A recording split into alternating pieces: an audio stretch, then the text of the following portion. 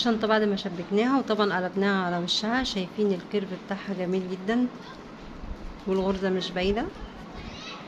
هنعمل ايد الشنطة. ايد الشنطة مكان هنا ما وقفنا في اخر غرزة بتاعتنا.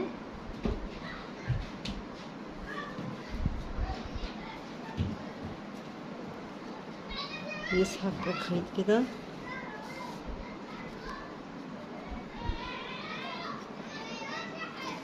هنعملها ازاي؟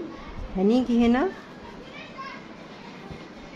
في الوسط، هنا في وسط الشنطة هنا هندخل في الغرزة اللي في المنتصف، هنسحب الخيط كده عشان تكون الشنطة في المنتصف. بعد كده هنرتفع 3 سلاسل.